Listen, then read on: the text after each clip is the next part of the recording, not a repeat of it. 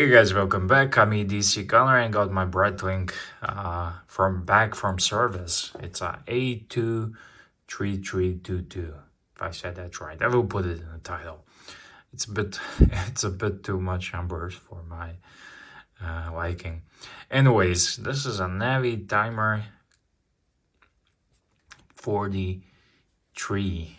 Or is the 42? Or is it somewhere in between?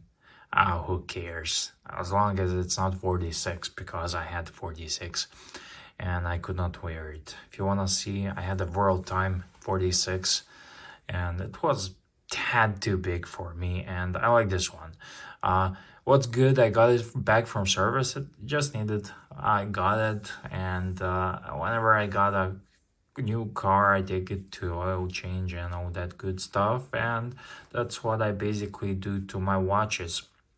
So what's good, this is ETA based 7753 ETA Vaju watch, and what's good about it, it can be serviced by any independent watchmaker for a fraction of a cost from the AD, and I don't really worry too much about the cost. Breitling service is not that terrible. It's actually very reasonable when you compare it to some other brands.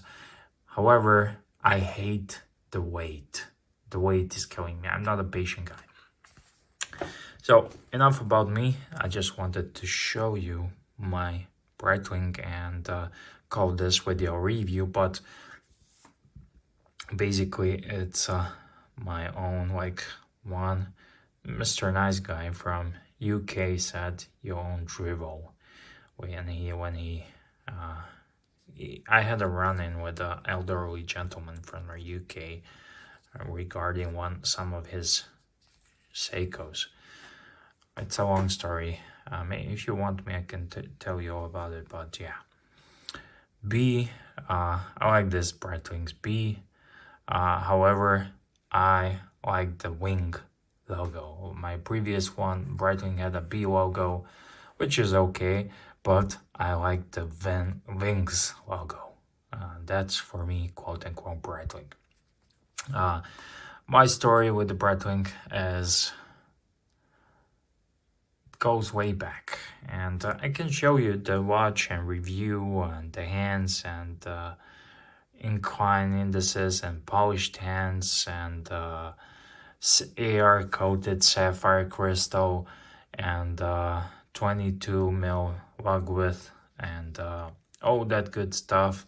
What I cannot show you is how to use the slide rule bezel, because I keep forgetting, because I never use it.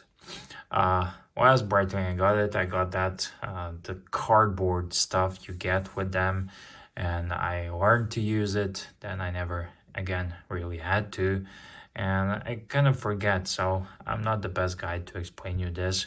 Maybe check out Tim Muscle. Tim Muscle is awesome.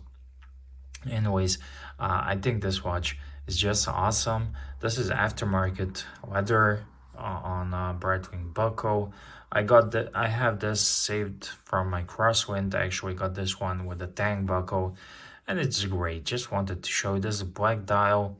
I don't know, black dial, blue dial, whatever. If you get the black one, the blue crystal sapphire, the AR coating on the crystal kind of makes it appear any Breitling, because Breitling does their sapphire crystal and dial the best.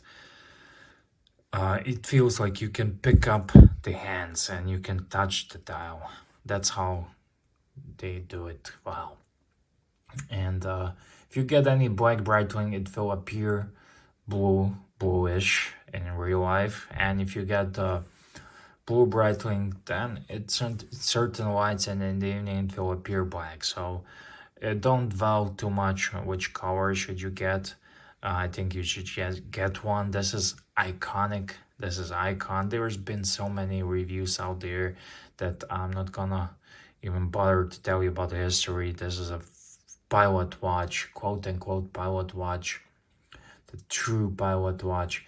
No fake history. This is a real history, and it's an icon. When you say Breitling, you think of Navitimer. When you say Rolex, you think of a Submariner. When you say Zenith, you think of a El Primero. When you say of IWC, you think Big Pilot or Portuguese. What do you say? I say Big Pilot. Yeah, I like pilots.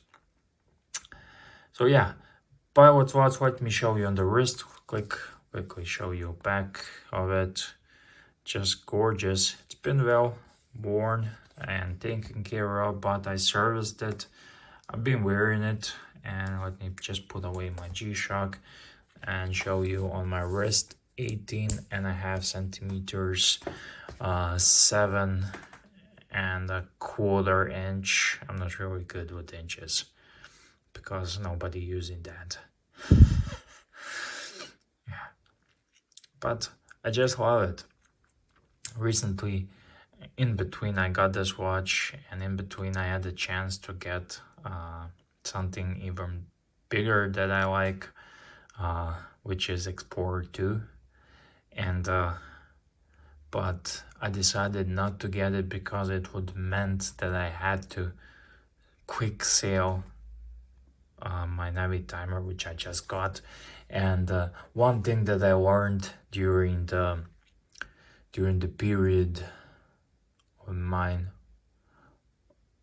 watches is whenever I sold a watch, no matter what it was, I made a mistake.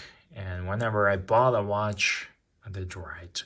So I learned that I was selling too many watches too quickly without too much thought, and I decided to keep the Navitimer in my collection because I like it, and if I sell it, I'm gonna have to get it again, and just gonna wait and hold it out for Explorer whenever I'm comfortable without needing to offload the Navitimer, because I like having icons and I like Breitling. That was a stupid video. You didn't even done a review. No specs, no nothing. I'm unsubscribing.